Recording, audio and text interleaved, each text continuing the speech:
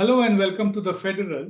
I am Nilanjan Mukhopadhyay, your host for this program, Off the Beaten Track, a program in which we go to the background story of the headlines. Now, as we all know, assembly elections are due in some weeks in Gujarat and Himachal Pradesh. Before the din of the results die down, elections will be scheduled in Meghalaya and Nagaland. Then a couple of months later, they'll be due in Karnataka. Towards the end of the next year, that is 2023, state elections will be held in Madhya Pradesh, Rajasthan, Chhattisgarh, and Mizoram. In less than 6 months after that, the next parliamentary elections will be before us. Simultaneously, along with the Lok Sabha elections, state elections will be held in several states. Between now and the 2024 Lok Sabha elections, assembly elections will be held in states that collectively account for almost 25% of the total Lok Sabha seats. This makes it very necessary to update our understanding of electoral politics, what has changed, and what are the current trends at the moment. What has been kept in the mind by the voters when they actually go into the booth to press the EVMs. Now, to help me understand and decipher a lot of these issues which are there in our mind is Sanjay Kumar, who's been a former director of the Center for the Study of Developing Societies. He is also one of the leading psephologists of this country, somebody who's actually kept a track of electoral data for almost 3 decades or even more, maybe even more than that. So welcome to the program, Sanjay Kumar. It's a real pleasure to have you with us. Let us start trying to understand the elections which are before us, that is Himachal Pradesh and Gujarat. Now, what are your overall assessment of the political and the electoral situation as it is shaping out? Is it advantage incumbent or is it going to be beneficial for the challengers? Let me first thank you for inviting me for this discussion. I know this is a unique format, and this is a kind of a format where you can discuss in details the issue which you have picked up. Elections is very dear to me. I have been working on elections for a couple of decades, more than that. Looking at Gujarat first, there are 2 states which goes to poll, Gujarat and Himachal.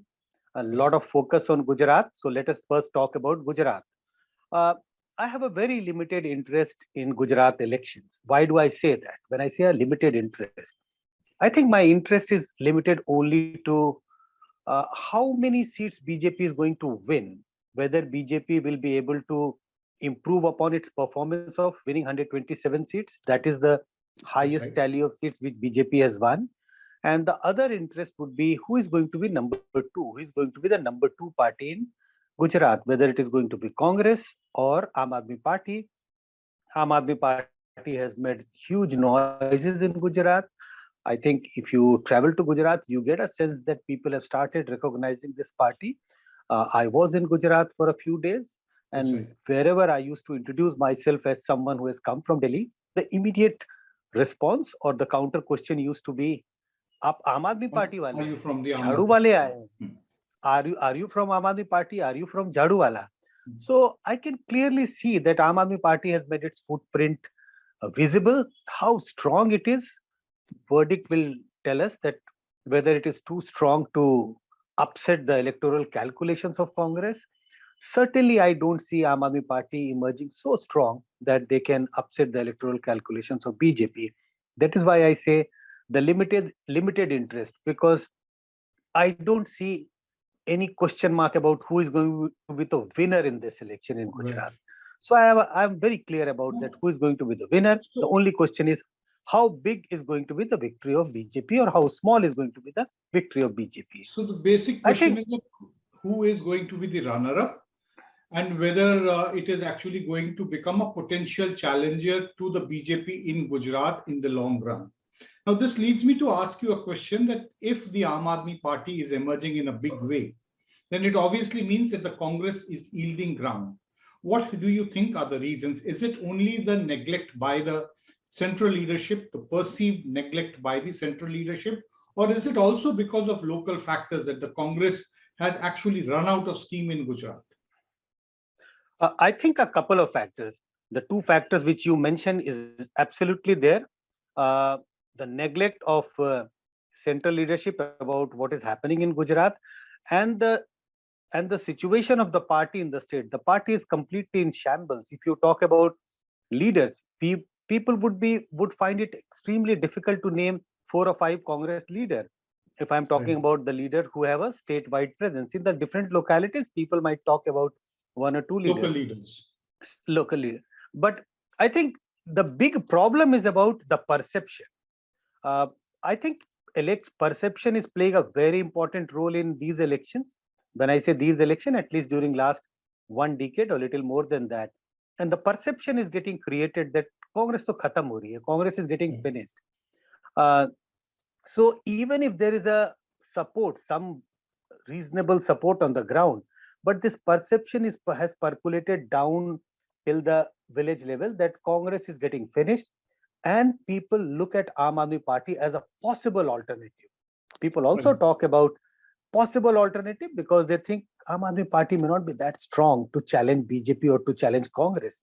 But this perception that is damaging Congress the most. Right. That a perception that the party is getting, lost in a sense. The leadership is very weak. So this perception is damaging the party much more than anything else. At least this is Right. what I can see in Gujarat. Right. Now, despite what you are saying about the BJP definitely being a front runner, the problem for the BJP, which has been pointed out by many, is that after 2014, from the time Mr. Modi moved to the center, the state leadership has not stabilized. In the last 8.5, 8 years, we have had 3 chief ministers, none of whom have been noted for very, excellent work. A lot of it has been actually dependent on the assistance from the central leaders, be it the Prime Minister himself as the chief vote catcher for the party. Even in 2017, we saw that how Mr. Modi personally actually, in the final leg, ensured that the BJP was able to get a majority. So there have been problems with that. Don't you think that this is going to play a role along with the fact that during the pandemic, there have been very severe or increased livelihood concerns for the people, not just in Gujarat, but all over? I agree. What you mentioned is visible. These are not the facts which is hidden from anyone. But I think BJP is quick enough to do the damage control. We all Right. know that how BJP changed the entire ministry in Gujarat, including the chief minister. Look at the way BJP has been campaigning. The party is putting so much of effort. Prime Minister Modi has already paid, several trips in Gujarat. He has spent a Right. lot of time in Gujarat. If you look at his itinerary during last 6 months, Home So Minister from Amit March Shah. onwards, from the day after the UP verdict was announced, the Yeah, result, yeah. the next The, day he the was very there in Gujarat. Yeah, the very next day he was in Gujarat. So if you look at the efforts being made by BJP in Gujarat, it gives an impression that BJP seems to be uh, on a weaker ground, and that is why they are making so much of effort. But look at the Congress. Where is Congress visible? Congress is not at all visible in Gujarat. Right. So the point I'm trying to say is that BJP did sense that the state leadership is weak. People are not extremely happy. I'm not saying that there is an anguish against the state government, but people have very average opinion about how the state It's government has quite cynical, if performed. I can actually use the word. Hmm. That is That is why this effort by Prime Minister Modi, Amit Shah, Home Minister Amit Shah, because this is their home state. right. So, so they took the charge very early, and they have been trying to do road Right. shows, connecting with the people. So that problem, in order to overcome that problem, Enough BJP hands made on the deck. yes, absolutely. So now let's move on to Himachal Pradesh. We'll come up back to some of the larger issues which have surfaced the point in the perspective of what you were saying. We'll come back to that later. Now, Himachal Pradesh is noteworthy for 2 reasons. One is that it is a very important state in the career of Mr. Modi for in the years that when he was General Secretary of the party outside Gujarat in the mid 1990s. Among the various states that Mr. Modi personally took charge was Himachal Pradesh, and he is the one who's actually put the party on the victory path after the Shanta Kumar era. That's very important. Second is that Himachal Pradesh also has a tendency in the past of voting out the incumbent government. Now, first question is that how important is winning Himachal Pradesh crucial to the BJP narrative in the run up to 2024? And then do you see the Aam Aadmi Party also as a potential challenger in the sense, because of the similar kind of vacuum created by the absence of Congress, in a dynamic manner in the state? Let me first say about Aam Aadmi Party. I think Aam Aadmi Party has chosen one state, which is Gujarat. So they have a limited resources. When I say resources, it's about manpower. And I think the way Aam Aadmi Party leaders defected towards BJP maybe 4 or 5 months before election, I think Right. Aam Aadmi Party is lying very low in Himachal. They have almost, if I can use the term, they have given up Himachal, but they are putting Okay. all their effort in Gujarat. So I think That's Aam an Aadmi Party is interesting not at insight. Aam Aadmi Party is not at all in a contest in Himachal. The contest, it is going to be a bipolar contest, and Congress is much stronger in Himachal compared to how we see Congress performing in Gujarat.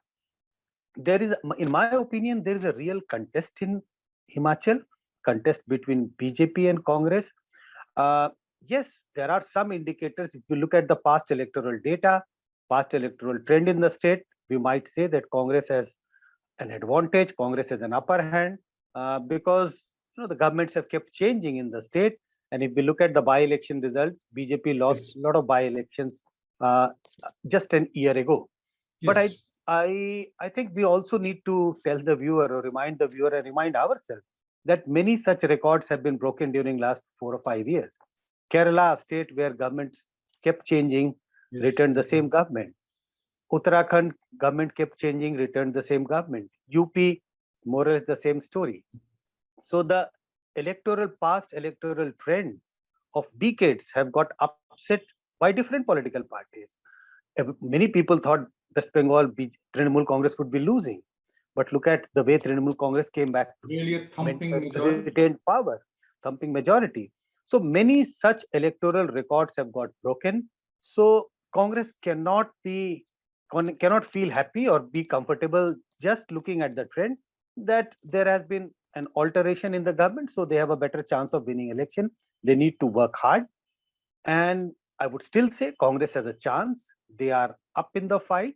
It's all about ticket distribution, how candidates work on the Right. ground, and if the party remains uh, together, in a sense. I'm talking about the factionalism, because in Right. many states the problem with the Congress is that Congress doesn't get defeated by the rivals. They got defeated by their own House. internal in-house fighting. So I think Himachal is a contest to watch. It is going to be an interesting contest. At least this is how I see elections unfolding in Himachal. So I think, the message coming from you for journalists like me is that there is no point of heading towards Ahmedabad. The point is that you go to Shimla and then fan out across a very diverse state, despite it being very small. Now, coming back to a point which you made, when you were, replying, I said that this is the first election in Gujarat after the pandemic where livelihood concerns have come up. Now, in the early decades that we were in, I was a journalist, and even I remember, conversations with you. We would make 2 points, let's take them one by one. The first point is that we would say that the most crucial issue is BSP, or BSP meaning Bijli Sadak Pani, electricity, roads, and water. The second thing was Roti, Kapda, or Makan. Roti means the bread or the food, kapda meaning basic security, and the house, essentially social security, that these were the most important issues. Do you think that since 2014 there has been a change in what the voter votes for, that there the BJP has a larger political narrative, be it Hindutva, be it ultranationalism, call it whatever you might be, but generally speaking, asking the people to be partners in a larger nation building project that Mr. Modi has been able to convey to the voter? Do you think that this has become the overarching idea? Absolutely, there's no doubt about that. Uh, earlier, a decade ago, if you ask to any voter, if you are talking to any voter, and if he's showing concerns about growing unemployment, price rise, and the issues with regard to the basic issues, bijli, sadak, pani, etc., and if the person feels unhappy or have anxieties about that, one could be fairly sure which way his vote is going to be, which way he's going to vote on the election day. These days, if we want to understand politics, or if we want to figure out how people are going to vote based on their opinion on these basic issues, whether it is unemployment or price rise, I think we will be deceived in a big way. Because what has happened is that you talked about the big narratives. These are the issues on the ground. We have seen that in the recent assembly elections of, say, UP, Uttarakhand, Punjab, Goa, and other states. A huge anxieties among the people. We did surveys at that time, and we saw people's almost very angry about price rise, and they are saying this is a big issue. Unemployment is a big issue. But when it came to voting, these issues were not the deciding factors for them when they made up their mind which party or which candidate to vote for. What was the deciding factor? I think the bigger narratives, that two things were there. First, they used to have a counter question in their mind. Even if there is unemployment, even if there is price rise, will a party, will Congress or any other party, can that party come to power and solve these problems? And the answer they used to get among themselves. And they used to think, even if there is unemployment, even if there is price rise, but this can best be solved by Modi ji. Not even about Tremendous BJP. trust This is on about Mr. Modi. BJP. Yes, trust with Prime Minister Modi.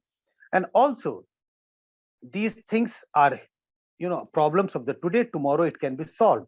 But it is important to work for the country, strengthen the hands of Prime Minister Modi, because we need a strong leader, we need a strong country, and it is only Prime Minister Modi's leadership which can take India on the path of progress, make India much stronger. So this bigger narrative Right. along, and Hindutva is being used as the masala for that. In a sense, this is the big food which is being cooked, but Hindutva, Right. several other things are being used as spices for that, to make that food more tasty and more to be liked by the people.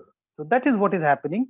People are not voting on basic issues. People are voting on the larger, bigger issues of the country, nation, safety, security, building a strong nation. Now, there is also, based on what you were saying, talking about the emergence of the Aam Aadmi Party, also the fact that this is the year when Aam Aadmi Party actually, October, November is the time when the Aam Aadmi Party completes 10 years in existence.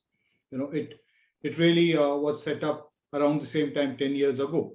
Now, if we actually look at what the Aam Aadmi Party was then and now, we find that now suddenly it has also become a champion of a majoritarian Hindutva idea. The latest one being Mr. Kejriwal's proposal that there should be the images of the goddess of wealth, Lakshmi in the currency, and Ganesh, in the currency notes and coins.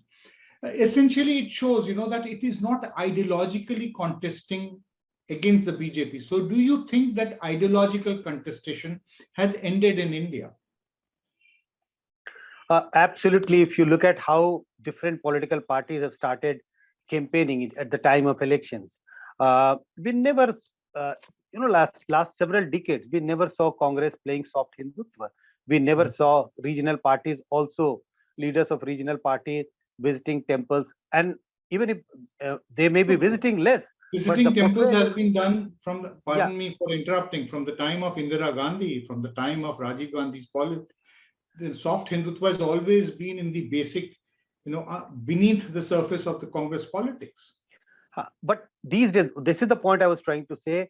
Even if you are not convinced about playing Hindutva politics, but the political atmosphere is such that it demands that you should be projected as, you should project yourself, your party, as the party which cares for the majority community, which is the Hindu. How do you do that? You have to use different tools, and one of the tool is visiting temple. There are other tools. You mentioned about Kejriwal, making an appeal that the image of goddess balancing of Ganesh and Lakshmi and Lakshmi should Ganesh. be there on the. So everybody, I keep saying that these are different tools, and the political parties and the leaders are trying to use the tool which they think would be more effective for a different kind of a work. So Hindutva, giving a message that we are a party, or this is a party, we are the leader, we care for the majority community, not that we only care for the minorities. uh, that is the message which is being given by, which is being sent out by all political parties. So the narrative has changed in Indian politics now. It's not Now, about majority minority.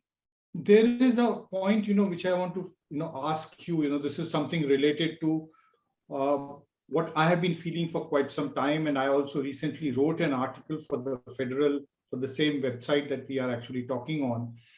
My idea being that the Sangha Parivars, that means the RSS, the BJP, and the other affiliated organizations, their understanding of what constitutes to be Bharat is essentially North and Western India, that it completely leaves out Southern India from their ambit of understanding. This is possibly the reason that in Karnataka, leaving aside Karnataka, where the BJP is the incumbent, government, they are not in any position in any other state, and it is not very likely that they are going to make inroads with the kind of politics which is appealing to people in North and Western India. Would you agree with this, that there is a basic fault line in the BJP's understanding of Southern India and the political psyche of people in the southern states? uh, I do agree to a great extent that the understanding of BJP about how politics is taking place in southern India uh, is different from how they see politics taking place in northern India.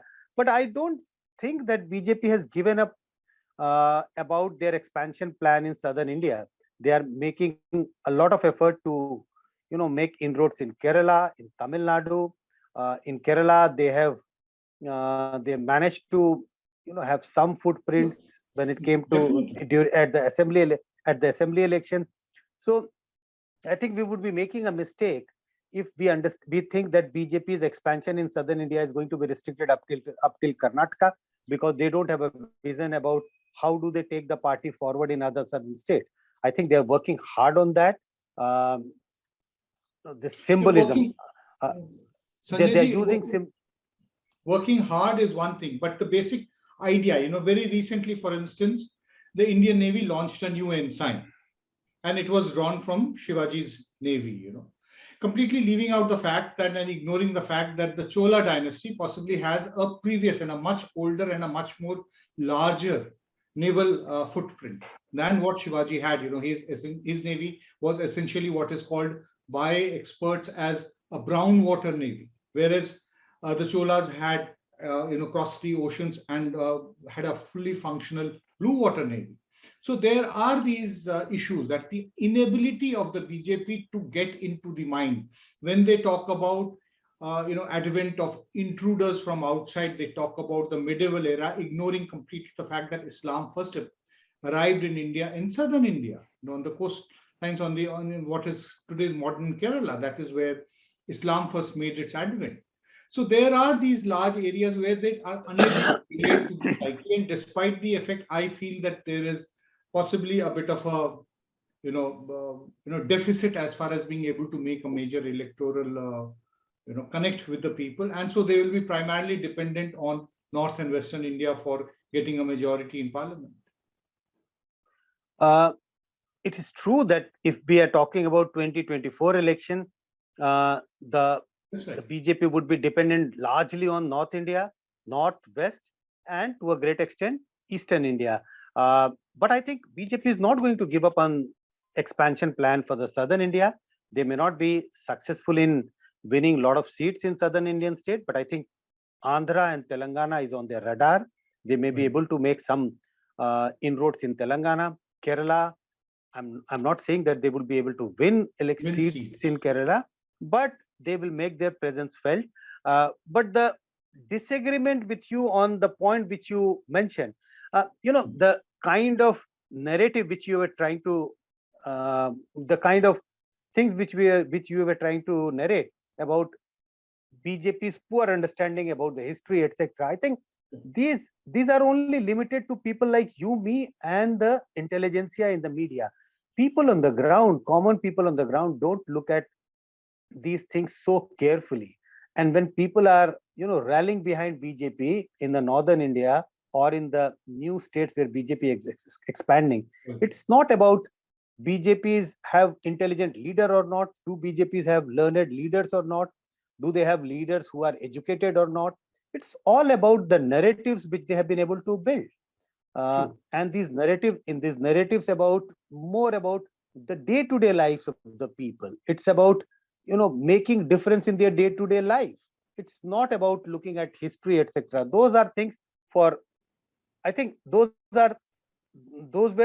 the kind of a structure which BJP needed to start building the party. I think BJP has moved much beyond that. The structure is there, and they want to add more flesh and blood for which they need to build the narratives. So if they are able to build narratives, whether they have a good understanding of history or not, that's not going to bother the party. That's not going to be an obstacle for the party in party's expansion in southern India. Yes, and disagreements, as they say, is always welcome in a democracy. To a great extent, in the run-up to the 2024 Lok Sabha elections, the verdict in Karnataka in sometime in March, April, May next year is actually going to give an indication as to which way possibly the other states may also be looking at it. Would give an indication, though of course Karnataka politics is completely different from the other southern states. Also the fact that Karnataka is the state where the BJP first won actually Lok Sabha seats way back in 1991. So there is a long tradition of the BJP fairly entrenched in Karnataka at the grassroots level. There is actually, moving on to a slightly bigger issue, which I've always wanted to ask you. There is one phrase which politicians in India use all the time: vote bank. Now, so somebody who has actually studied data very seriously, psephologically in terms of surveys, is there anything called a vote bank? Do communities vote homogeneously? Are they completely united, single en masse? Do they actually vote, or are they also as fragmented as any other community is? When you say somebody has a fever, you put a thermometer in his mouth and look at the temperature. If the temperature shows 102, are we ready to say that this person has a temperature or not? Right. Or if it is only 104, then only we will be able to say that this person has fever. Right. It could be even 101 degree. So the point I'm trying to say is that when you say vote bank and you say all the people, all the voters of particular community, there can't be a situation when all the voters of a particular community will vote for one political party. Right. It's about degree. It's about degree, and that is what the example which I was citing. Some communities, the temperature would be 101. For some communities in some state, in some election, it would be 103, 104. But as soon as the temperature goes down below 99 degree, then we say this man is perfectly all right. This man is not unwell. He doesn't have temperature. So there is a certain degree. I think if a community's vote goes below 50% for any particular party, 45, 50%, then there is a reasonable thing to say, now this community doesn't look like a vote bank for a particular party. But if I look at the voting pattern of different communities across the state, across the country in different states, I do see voters of one particular caste, one particular community, voting in very large numbers for a political party over a period of time. It's not about one election. At least for the last 3 decades, we have the data and we know that there are communities which have been voting for one particular party in very sizable numbers. The temperature goes up and down a little bit, but it has never come down below, say, 40% or 45%. Certain threshold level. Now, which means that in concrete terms, it means that say a state like Gujarat, despite the fact that right from historically and even after 2002, a certain amount, a small percentage of roughly around 10%, if I am correct, of Muslims have voted for the BJP, yet 90% have not, in and around.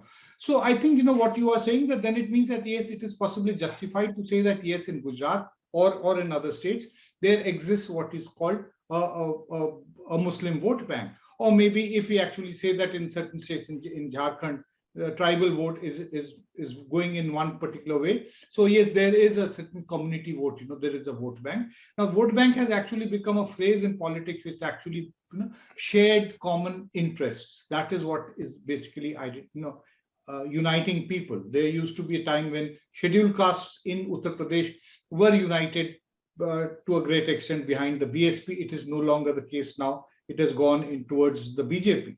So we have had these kind of transitions. You had referred to 2024 as we try to wind up the conversation. And, do you get a sense that we are in 2022 heading towards 23 in a similar situation where India was in 2017 and 18, where there was a big question mark on the BJP being voted once again in the last election, that is 2019, I remember. And then suddenly, even towards the end of 2018, early 2019, people were very unsure whether the BJP is going to come to power. But then suddenly Balakot happened, and then, Pulwama, Balakot, all that became a sequential thing. And then the overarching idea, what you were talking about, that suddenly the narrative shifted from day-to-day livelihood concerns to an overarching nationalist, talking point or an issue. Do you get a similar situation that in 2022, heading towards 23, the BJP is facing some tight corners, or is it more in a stable and secure position than what they have found themselves 5 years earlier? I don't know which people you're talking about who were thinking in 2017-18 that BJP is going to lose. Certainly, I'm not one of those. I always believe that BJP will win election. Even before Balakot and Pulwama, I was completely pretty sure and that BJP is going to come back to power, retain power. After Pulwama and Balakot, I was pretty sure that BJP is going to improve its vote share and the seats. Sure, not because I had some magic in my hand, but when I used to speak to the people, I used to get a sense that people are completely with BJP. I don't know who are these people who have started feeling that BJP may lose election in 2024. I am certainly I'm not not one saying of that those anybody people. is getting the sense now. I'm just asking that is there No, in I'm saying 2018, no, the BJP I lost. don't. Yeah. Lost in the heartland to the Congress. You are right. You are absolutely right in the sense that the situation at this moment seems to be more or less like 2017-18, when sections of people have started getting this sense that BJP may be in a difficult situation, as people thought in 2018 about 2019. So similarly, people have started getting a sense that BJP may be in a difficult situation in 2024, but there is a big if, because people think for opposition needs to be united, etc. But the similar situation is building up because people believe, because of growing unemployment, poverty, etc., people might not vote for BJP and they may look for other alternatives. But there is a big if, because people also believe, who is this alternative? They have to, the opposition has to give some confidence to the people. They have to build confidence among the people that this is a real alternative available to them. Now, if is a word, a very small word, but we really would not be able to say, neither you nor I would be able to say any kind of forecasting or a prediction about the future. Thank you, Sanjay Kumar. It's really been wonderful to speak to you on this.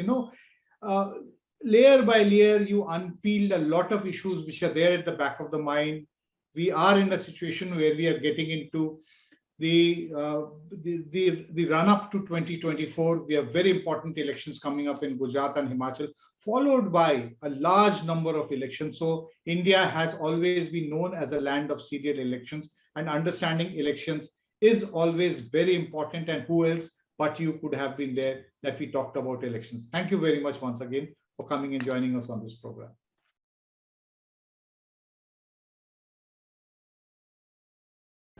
Subscribe to the Federal's YouTube page for more interesting updates.